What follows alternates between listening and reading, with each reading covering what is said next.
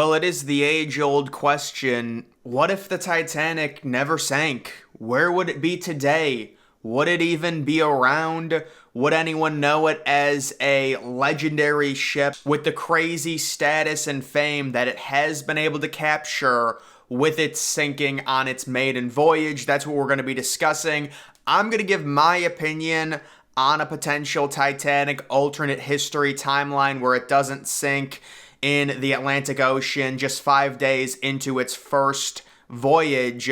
And then I'm going to go over some other potential alternate timelines on the fate of the ship, what happens to it. So there's a few different things. Number one, when it comes to the Titanic, one of the big changes that was made right after the ship sunk was the significant addition on the Olympic and the Britannic, the Titanic's sister ships, of a significant more amount of lifeboats, which previously were not required. Of course, it does make sense considering the Titanic didn't have nearly enough lifeboats for the amount of passengers on board, but if you actually research the disaster, it might have been anecdotal, and based off of how the entire night of the sinking unfolded, the extra lifeboats might not have even helped, honestly, at least that much. Maybe it saves a few hundred more people, but either way, in my opinion, the Titanic at this point in 2023 would have been long scrapped, probably scrapped almost 100 years ago. And the reason I say that is when you look at its sister ship,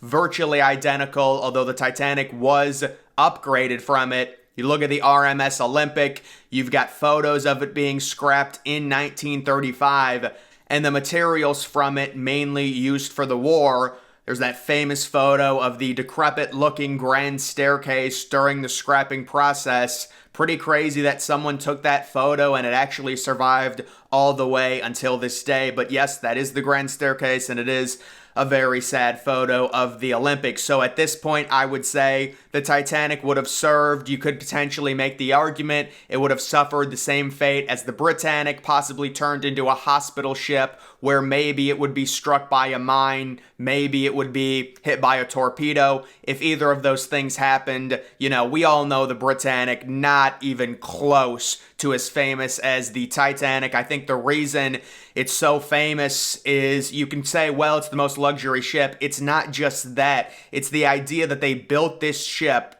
so much money invested into it, and it sinks 5 days into service. That's the real kicker on why I think Titanic is so famous nowadays and one of the greatest movies ever. I mean, James Cameron produced an amazing movie, but in general, to have a movie gross that much in terms of box office, the story has to be interesting, and there are so many people interested in the disaster that is the Titanic. So I think it probably would have been scrapped in the late 1930s, maybe in the 40s. I guess you could make an argument it would be used during World War II as well as a hospital ship, but either way, at this point, there's just no way they would save it. It would not be a legendary ship. I mean, the reason it's legendary is because it sank so early on in its life. Now, we are going to take a look at some potential other alternate history timelines.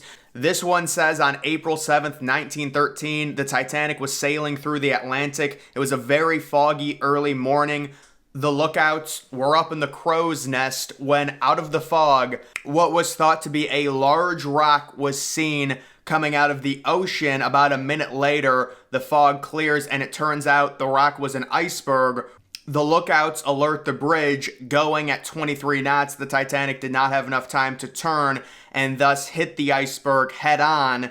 And there's a lot of speculation. Should the Titanic have just rammed directly into the iceberg? Obviously, going back to 1912 with the ship being brand new and just human interaction in general based off of when they saw the iceberg, it would have been... It's just not realistic to assume they would have calculated everything and said, there's a better chance that we should just slam directly into it head on, possibly, be able to salvage it. They wanted to get out of there completely unscathed. And really, if you're a human being, your initial reaction is to try and avoid something, especially if it's right ahead of you. So that's why they decided to turn the ship, of course. It makes complete sense. There are people that do debate if they would have hit the iceberg head on, it would have had a better chance at survival rather than kind of skidding the side of it.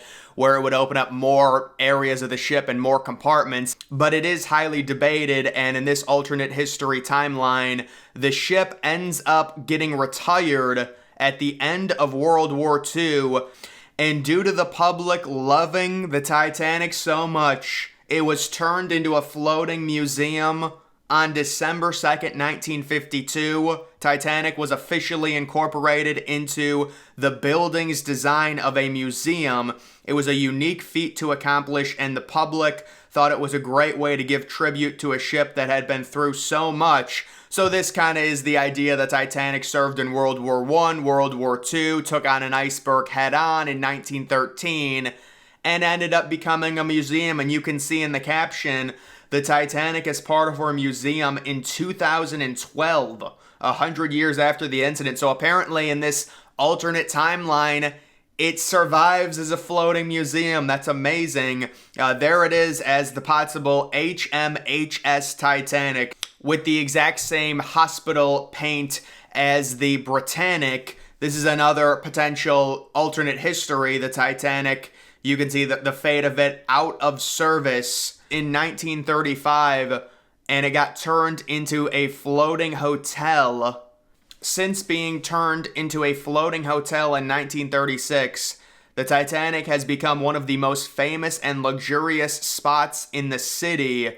A very old ship undergoing renovation several times since 1936, but also sometimes performs short cruises. Due to her age, operations do not consider her suitable for long trips anymore. So it looks like another alternate timeline of her being turned into a floating hotel that would mainly be docked for the most part.